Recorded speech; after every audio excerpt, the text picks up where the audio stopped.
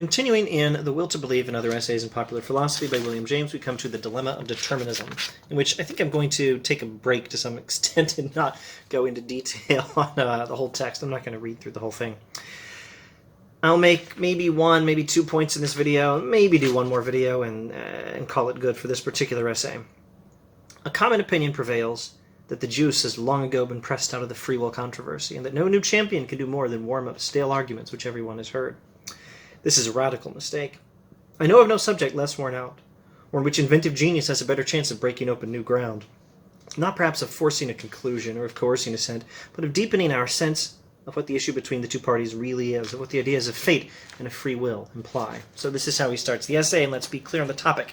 Free will versus determinism. Is everything we do fixed, or do we have the ability to do either one thing or another thing? And this is free will in the libertarian sense of the term, using a conventional contemporary terminology. Libertarianism, in this sense, is not the name of a political philosophy or a political party. Libertarianism is the name of a theory in metaphysics. It's the theory that we have free will in that we are able to do otherwise than we do. So free will versus determinism, free will in this sense versus determinism, is the topic he's talking about, and he says it's not a worn-out debate. There's still much to discuss, much to figure out. There are discoveries that can be made here. This is not an exhausted question. Now, he believes in free will, but he's not going to argue that we human beings have free will. I thus disclaim openly on the threshold all pretension to prove to you that the freedom of the will is true. Instead, he wants to give us reasons to do this, to decide, to believe that we have free will. The most I hope is to induce some of you to follow my own example in assuming it true and acting as if it were true. If it be true, it seems to me that this is involved in the strict logic of the case. Its truth ought not to be forced willy-nilly down our indifferent throats. It ought to be freely espoused by men who can equally well turn their backs upon it. If we have free will, it seems proper that we ought to be able to decide whether we have free will. In other words, our first act of freedom, if we are free, ought in all inward propriety to be to affirm that we are free. So, you might try an argument like this. Either we have free will or we do not. If we do not have free will, then those of us who believe that we have free will, we're going to do so anyway. They were forced. There was no option of doing otherwise. So why fight it? As if you could.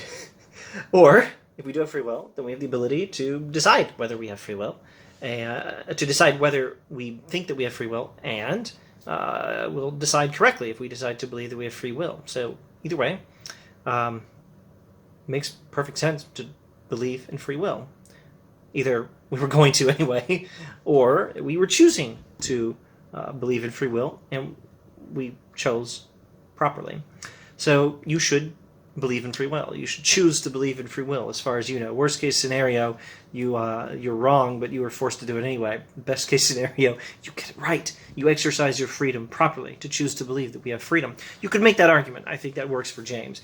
When I suggest that this is an argument that you could make, I'm perhaps under the influence of James, but I don't think that's actually in...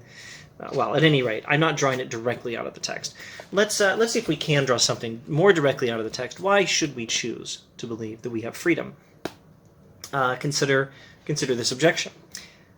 Here's a reason not to accept that argument that I just suggested. If we do not have free will, we ought to do our best to follow the facts. And if the facts suggest that we do not have free will, if the facts suggest that determinism is the case, then we should believe in determinism following the facts. Now, if we are indeed determined, then following the facts is what we were determined to do anyway. But so what? Who cares? The point is to get it right as much as possible, to know the truth. So follow the facts wherever they lead. And if you should find out that the facts lead you to believe that you have no freedom, at the end of it, you'll perhaps be able to look back on your life and say, the forces of nature led me to this point. I was forced to believe that I have no free will. But who cares? The point is you're right. That's an objection we ought to take seriously, I think.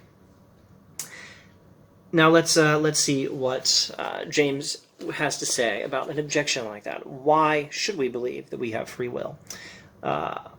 Why should we, as he thinks we are doing, choose to believe that we have free will? What about some rationalistic argument that we do not have free will? just one page over, the next paragraph, we have the beginnings of an argument. I think we'll look at this beginnings of an argument and close up this video and leave further consideration of the details to the interested reader who wants to read this fine book. I myself believe that all the magnificent achievements of mathematical and physical science, our doctrines of evolution, of uniformity of law, and the rest proceed from our indomitable desire to cast the world into a more rational shape, in our minds, in the shape into which it is thrown there by the crude order of our experience. The world has shown itself to a great extent plastic to this demand of ours for rationality. The world seems very amenable to our human desire to understand it in rational terms. So this is a brief version of the sort of analysis he made a number of pages back. I believe this was in Is Life Worth Living? Science itself, a scientifically rational perspective on the universe, is the result of a human will to believe that the universe can be understood in a rational and law-like way. Why does James say this? Well, for the reasons of things Hume talks about. A few lines down, he says, the principle of causality, for example. What is it but a postulate, an empty name, covering simply a demand that the sequence of events shall someday manifest a deeper kind of belonging of one thing with another than the mere arbitrary juxtaposition which now phenomenally appears. Lots of words for, remember your David Hume. Remember the insight that a scientific understanding of the universe only works if we assume that there's such a thing as causality. Or alternatively, if we assume that there's such a thing as the uniformity of nature, that the same fundamental laws of physics are always in place. Or if we assume that the principle of induction is correct, that we can reason about what we have not experienced from what we have experienced. All these ideas go together in David Hume's analysis. And science has to assume at least one of these things. It has to take it, in Jamesian terms, on faith.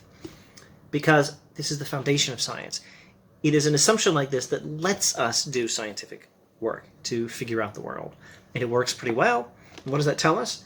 Well, borrowing language from, going back again to Is Life Worth Living, it tells us that this human desire to understand the world in rational terms was prophetic. It was a human need to think of the world in a certain way that, so far, seems to be working out pretty well, because science actually seems to work pretty well. So our need to understand the physical universe in a rational way, as operating according to certain laws and regularities, that need cannot be proven to be, it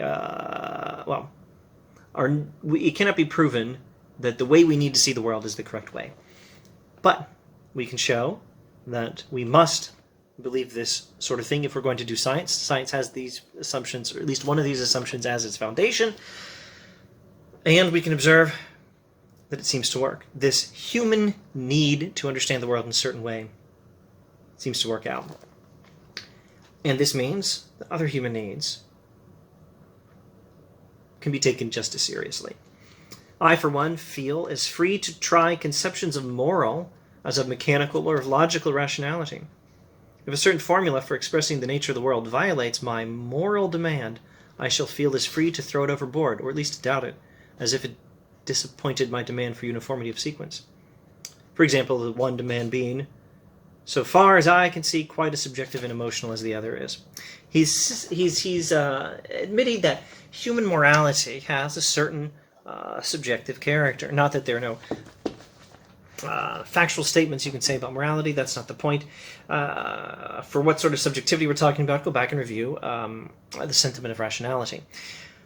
He's saying that the human need to perceive the universe in moral ways and to act according to it, according to morality, to look at the world and see how it seems to be working and form an idea of the world and act according to that idea and have a moral idea of the world that enables us to act well, to make the world better. All of this has at its roots a certain subjective human desire for a certain kind of world, a certain moral preference, a certain preference for certain things. science says what things is, morality says some things are better than other things, as he puts it in The Will to Believe. So we have a subjective need to think of the world in moral terms. And if someone would object and say, I don't want this subjective account of the world, I only want facts, and facts are known by science, James says science also depends on this very subjective need to see the world in terms of causality, uniformity of nature, to perceive the world according to the principle of the uniformity of nature, the principle of induction, and the principle that cause and effect works, that there are laws of physics governing things consistently. Science itself has subjective foundations, and James welcomes them. He doesn't want to object to that, but he recognizes that the human moral need, the human desire to see the world in moral terms, and the human desire to see the world in terms that allow science to work, have the same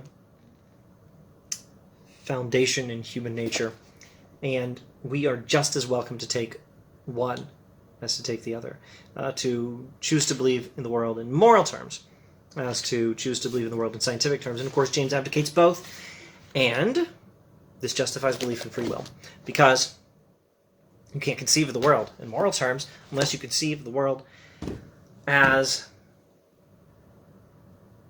such that what we decide to do in the world actually is our decision. In order to operate morally, we must be able to have free will. And therefore, in order to perceive the world in a moral way, we must be able to believe that we have free will. And this satisfies a very important demand of human rationality, the demand to see the world in that way. And if someone were to object that that's not the right way to see the world, we should see the world only according to science, James says, well, I also welcome your principle of seeing the world according to science, but science itself has as for its foundation the same sort of subjective preferences that justify my morality. And I'll take morality and science, while you skeptic, take science and reject morality, although morality is supported by the same principle you build your science on.